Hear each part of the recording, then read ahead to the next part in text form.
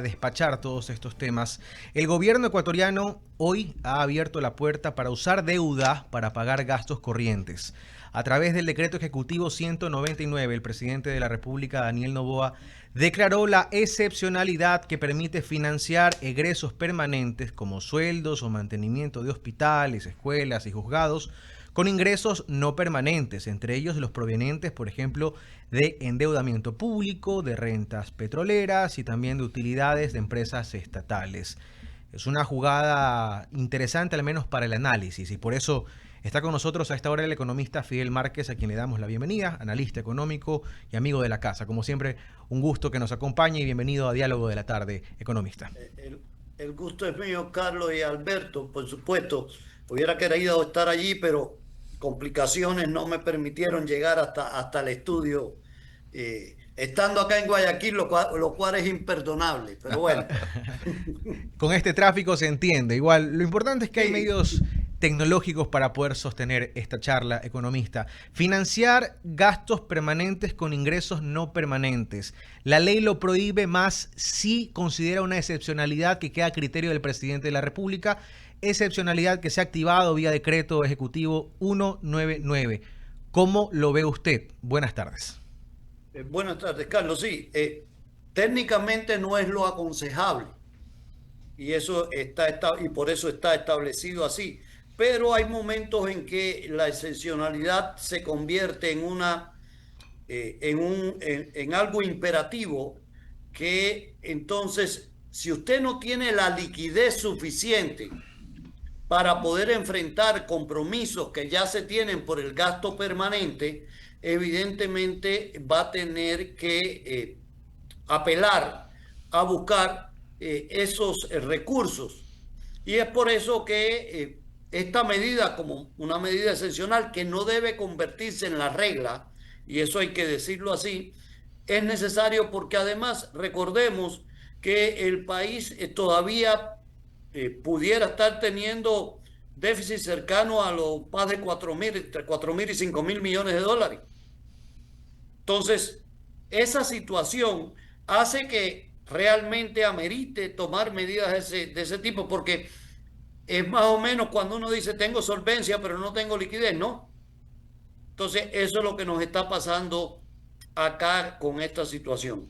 Y economista, usted ha dicho algo importante, cuando no se tiene liquidez. Es decir, esta decisión excepcional es evidencia de que no hay plata No hay para plata. mantenimiento de hospitales, pago de salarios.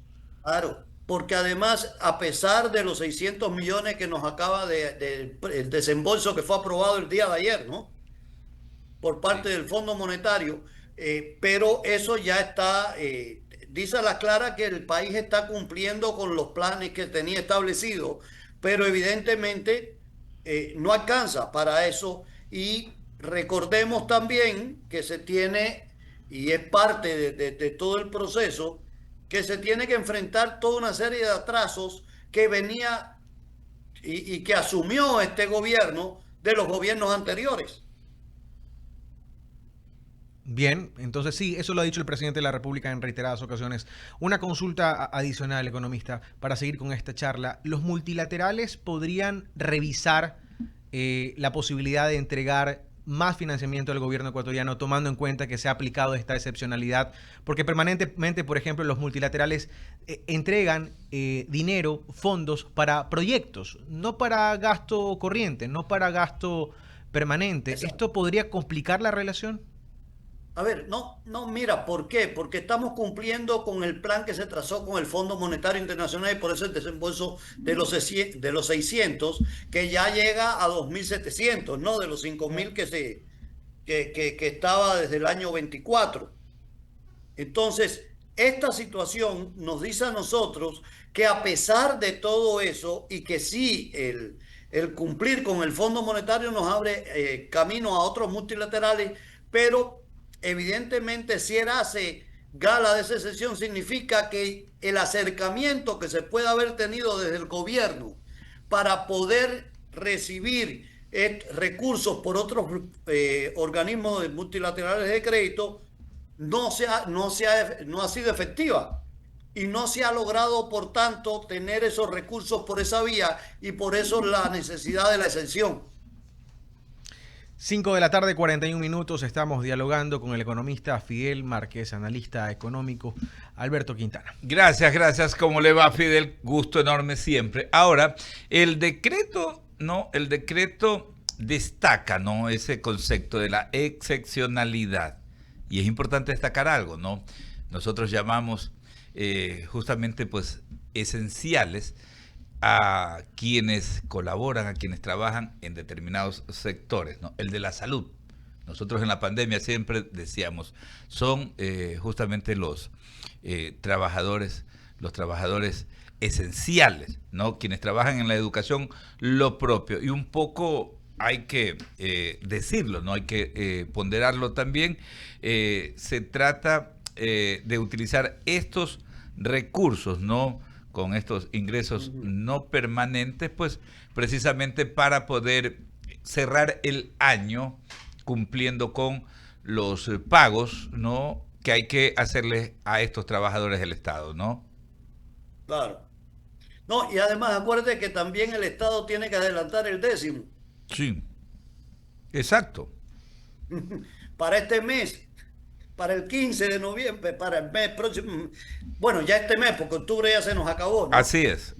Sí, para el 15 de noviembre. Y entonces ahí hay que adelantar esos recursos. Y aunque fuera en diciembre, iba a tener que tomar la medida porque no tiene la liquidez, ¿no?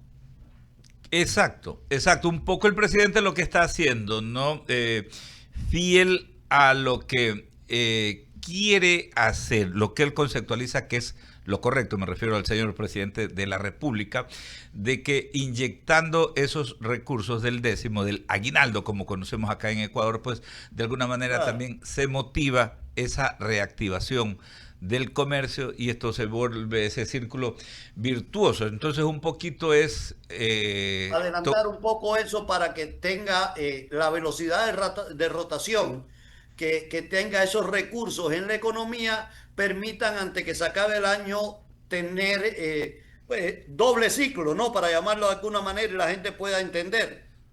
Claro, un doble ciclo, ¿no? Y es efectivamente eso lo que pretende hacer el presidente Noboa. Ahora, justamente mi siguiente pregunta iba en esa línea, ¿no? ¿Qué tanto va a impactar? Parte, no todos los funcionarios del Estado van a poder tener en la fecha en que el presidente estaba motivando, ¿no? Los dineros del aguinaldo. No los van a poder tener. Hay municipios, por ejemplo, tiene atraso el Estado central, ellos no van a poder, incluso acá la prefectura provincial del Guayas, el municipio de Guayaquil, ya lo han dicho, no pueden, no están en condiciones. A nivel de las empresas privadas, obviamente el presidente de la República puede sugerir, ¿no? Ha sugerido, ya hay grandes corporaciones que han dicho sí, nosotros podemos. La banca, que como se ha señalado también ha tenido pues un año pues fabuloso, buenas utilidades. Ha tenido varios años muy buenos, no un año, varios años. Varios años. Entonces, obviamente, lo mínimo que pueden hacer es unirse a esta iniciativa. La pregunta, Fidel, es justamente con todo esto que conocemos, ¿no? ¿Qué tanto impacta en lo que tiene que ver con el tema del comercio, de las ventas en la economía nacional? Sí, mira, Alberto, evidentemente si usted inyecta liquidez a la economía, usted está poniendo un dinero fresco que no estaba y lo está adelantando. Esto evidentemente que va a provocar que aumenten los consumos. Y lo que sí está claro que vamos a tener un incremento de los consumos ahora en el mes de noviembre, segunda quincena del mes de noviembre y primera quincena del mes de diciembre. A diferencia de lo que se tenía en otros años, que era fundamentalmente segunda quincena de diciembre y primera quincena de enero, ¿no? Correcto. Por los ingresos. Y esto va a provocar entonces que sí se dé un proceso acá de inyectar, al inyectar dinero en circulación, aumenta la demanda y puede esto provocar que haya un mayor crecimiento. En la economía a lo mejor lo que tenemos es un repunte del crecimiento del Producto Interno Bruto a nivel anual, ¿no? Por Claro. el incremento del consumo de la familia. Por supuesto que sí, vamos a estar pendientes de aquello. Ahora, hasta mañana cerramos el mes, 31 de octubre, hasta mañana el Ejecutivo debe enviar la proforma presupuestaria, ¿no? La 2026 en todo este marco que vive el país, ¿no? De cara a la consulta popular, al referéndum, con esta proyección, ¿no? De ir a una constituyente, etcétera, etcétera. ¿Qué conocemos, Fidel, respecto a la forma como se está planteando desde el Ejecutivo justamente este documento, ¿no? Este documento llamado proforma presupuestaria? Sí, a ver, en la proforma, tú sabes que siempre tiene los objetivos que se plantean, lo de el precio del barril del crudo, que siempre es un indicador que cada vez tiene menos importancia en el país, ¿no? Para que todos estemos claros de la situación. Y por otro lado, hay que ver cómo va a optimizar los recursos del presidente, porque para el año que viene, recuerda que tenemos que servir la deuda más de 6.000 millones de dólares. Entonces, ese servicio de la deuda de más de 6.000 millones de dólares nos tiene que llevar entonces a que posiblemente haya que plantearse para el año que viene una proforma en función de esto, o que esté contemplado un proceso de reestructuración de deuda. Esos son, a mi modo de ver, los grandes indicadores. El crecimiento no va a ser como este año, que es lo que yo estoy esperando. Ok, perfecto, Fidel. Vuelvo con Carlos justamente para continuar con esta entrevista. A esta hora hablamos con el doctor Fidel Márquez de estos temas que son tan trascendentes en materia económica. Sí, economista, una pregunta a rasgos generales, que también se la hacemos a los colegas suyos que pasan por estos micrófonos. Y de inmediato una segunda. La primera es, ¿cómo califica usted el manejo económico del presidente de la República, Daniel Noboa? Esa es la primera. Y la segunda, la mayoría insiste en que hay que continuar reduciendo el tamaño del Estado. Y yo me pregunto, ¿más? Y la respuesta que me dan muchos colegas de usted es que el hecho de que hayan fusionado ministerios no significa que haya salido mucha gente, sino que sigue la misma cantidad de gente bajo el mismo membrete. Entonces, primero la primera pregunta y segundo la segunda. Sí, a ver, hay varias cosas que son importantes. Yo sí creo que lo primero que tenemos que quitar el mito de la necesidad de achicar y achicar y achicar el Estado. Lo que tenemos que pensar es en un Estado eficiente. Y para pensar en un Estado eficiente tenemos que nosotros pensar en que deben estar en el aparato burocrático las personas que se necesitan para que ese Estado sea eficiente. Y lo que también coincido, que hay que revisar las fusiones que se dieron y todas estas cosas, cómo se logra optimizar los recursos en función de eso sin que se pierdan las funciones. De acuerdo. Y ahí entonces no es tanto el tamaño del Estado, debe ser el que se necesita. Yo estoy consciente que si nosotros utilizáramos en el Estado las nuevas tecnologías, toda la cuestión digital, fuéramos a un gobierno lo más digital posible, que ya en el mundo se ha establecido, podríamos nosotros estar teniendo una importante reducción de recursos para el aparato burocrático. Tanto en recursos financieros como recursos humanos. Y ese recurso humano utilizarlo en cuestiones del desarrollo, ya sea del sector público o del propio, o de entidades comunitarias o entidades privadas que nos lleven a tener un uso más eficiente de nuestros recursos humanos. De acuerdo. Que estén las personas que sean necesarias para que exista un Estado eficiente. El tema es que... Y además, Carlos, sí. y que el que esté en el puesto sea el que sabe.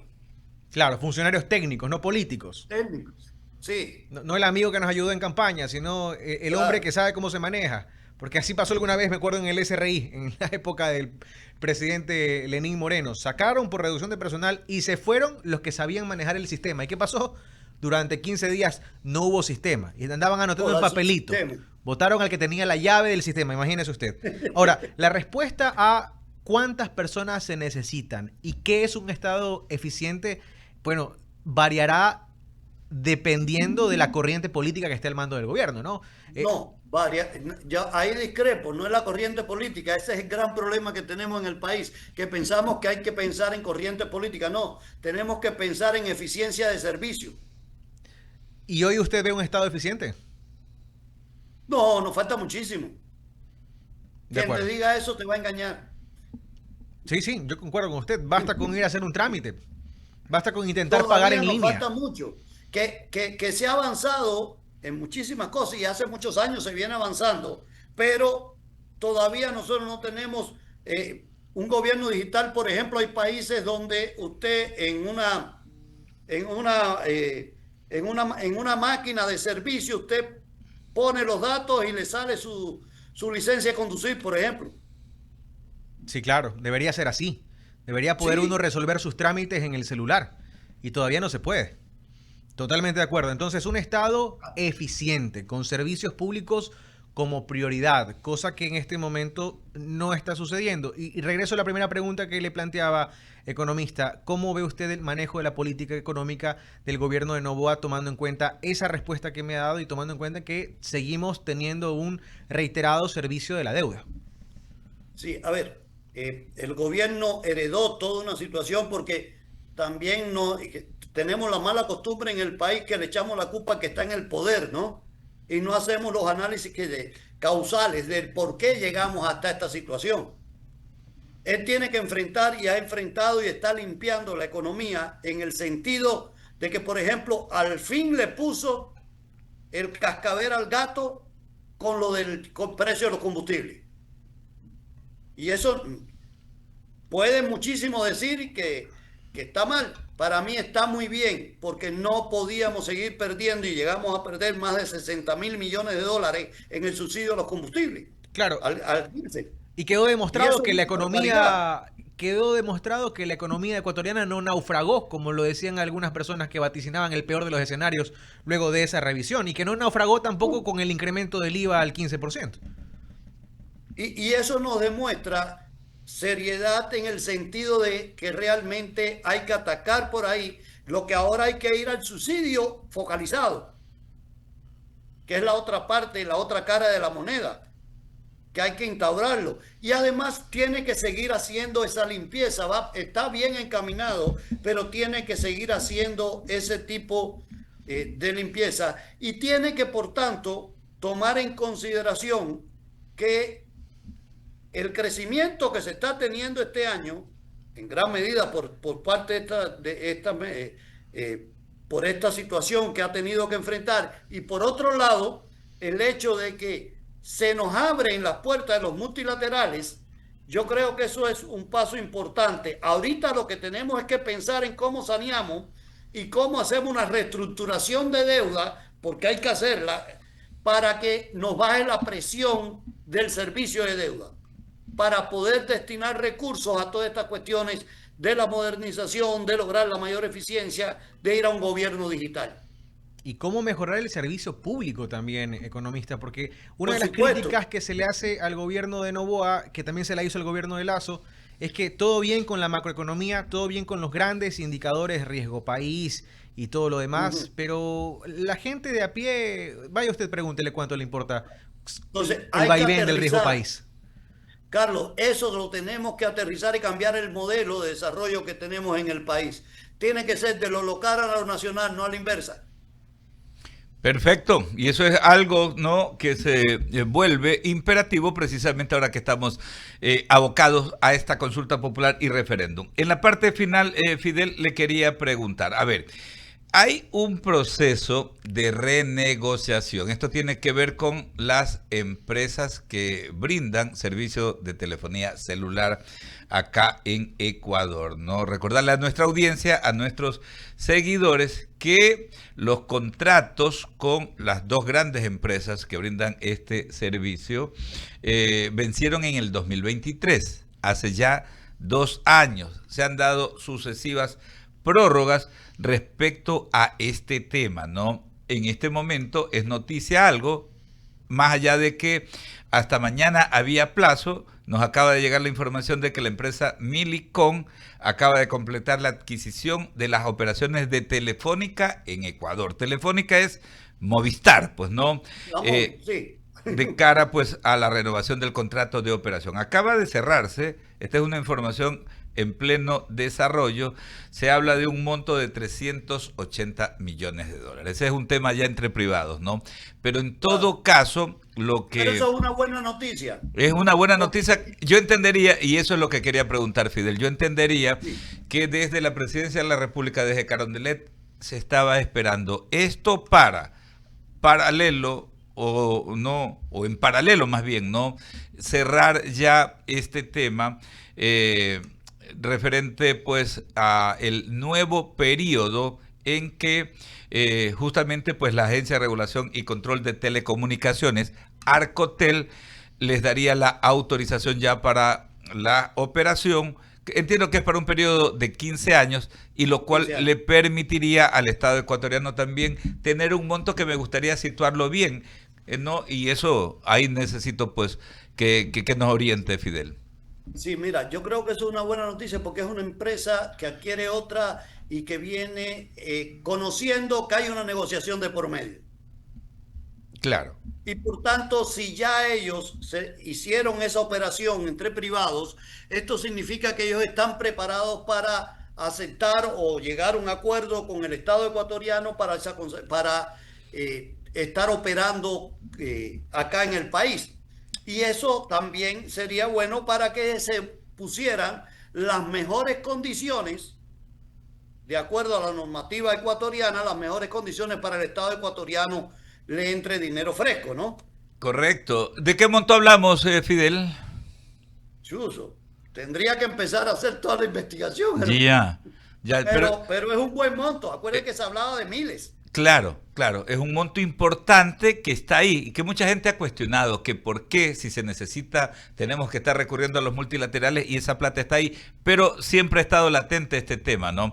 De la venta. En todo caso, esto es la noticia para quienes están siguiendo nuestra transmisión. Esta es la noticia. Millicom acaba de sellar la compra de Telefónica Ecuador, ¿no? La empresa que maneja Movistar, ¿no? Se habla de un monto de 380 millones de dólares, lo cual significaría que el Estado ecuatoriano mañana mismo, porque se entendería aquello, ¿no? Como dice Fidel Márquez, justamente ellos hacen esta adquisición sabiendo que hay este proceso, estarían avanzadas negociaciones preliminares, claro, yo entiendo que se ha avanzado mucho porque con ellos simplemente es cuestión de renovar, pues, y ellos saben lo que tienen que pagar, y en todo caso podría ser una noticia importante, ¿no? En estos momentos ese ingreso, algo que se podría acelerar, creería yo.